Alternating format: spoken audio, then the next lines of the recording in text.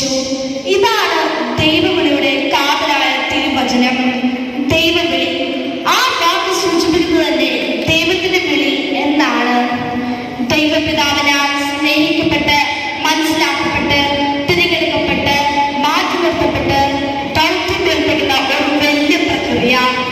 Francis മാർപ്പാപ്പയുടെ വാക്കുകളിൽ, അറിഞ്ഞോ അറിയാതെയോ കാത്തിരുന്ന ഹൃദയത്തിന് ദൈവം നൽകുന്ന ക്ഷണമാണ് ദൈവവിളി. ക്രിസ്ത്യതയിൽ ഉറച്ചു നിന്നുകൊണ്ട് ദൈവവിളിക്ക് നാം ഉത്തരം നൽകേണ്ട 4 ജീവിതാവസ്ഥകളുണ്ട്. പൗരോഹിത്യം, സന്യാസം, വിവാഹം, ഏകസ്ഥ ജീവിതം. ഇവയാണ് ദൈവവിളിയുടെ അടുത്ത ഘട്ടം.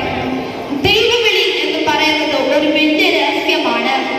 പരാതികളും പരിമിതികളും കുറ്റങ്ങളും കുറവുകളുമുള്ള മനുഷ്യരെയാണ് ദൈവം തിരഞ്ഞെടുക്കുന്നത്.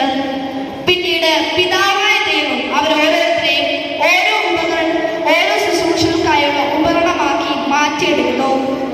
ദൈവവിളിയിൽ നാം നമ്മെ തന്നെ ദൈവിക പദ്ധതികൾക്കായി സമർപ്പിക്കുന്നു. ഈ സമർപ്പണത്തിൽ ഒരു വ്യക്തി നേരിടേണ്ടി വരുന്ന വെല്ലുവിളികളും പരിഹാര മാർഗങ്ങളുമാണ് നമ്മുടെ ചിന്താവിഷയത്തിന്റെ 2ാം ഭാഗം.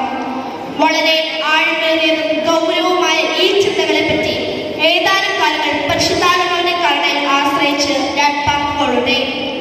കുടുംബത്തിലും സമൂഹത്തിലുമുള്ള പാരമ്പര്യ വിശ്വാസ തകർച്ച, നേരിടേണ്ടി വരുന്ന ഉത്തരവാദിത്തമെന്ന പ്രതിസന്ധികൾ, ഭൗതിക താല്പര്യം, ദൈവത്തെ മറ്റുള്ള ജീവിതം, ആകർഷമായ ജോലി സാധ്യതകൾ, വിദേശ സങ്കല്പങ്ങൾ, മാധ്യമങ്ങളിൽ നിന്നുള്ള തെറ്റായ അറിവ്, ഇവ നമ്മൾ യുവതലമുറയെ പൗരോഹിത്യ സന്യാസ ജീവിതത്തിൽ നിന്നും അകറ്റി നിർത്തുന്നു.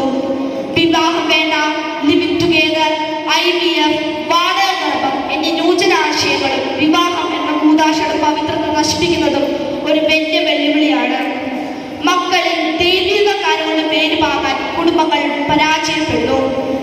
വിശ്വാസ അധിഷ്ഠിത കുടുംബം ദൈവവിളിയുടെ ഉറവിടം. സ്നേഹം, ത്യാഗം, പങ്കുവെക്കൽ, ബഹുമാനം എന്നിവ നമ്മുടെ കുടുംബങ്ങളിൽ വിളങ്ങട്ടെ. പഠനത്തിന്റെ പേരിൽ സത്യാപ്രാർത്ഥന സമയം കുറയാതെ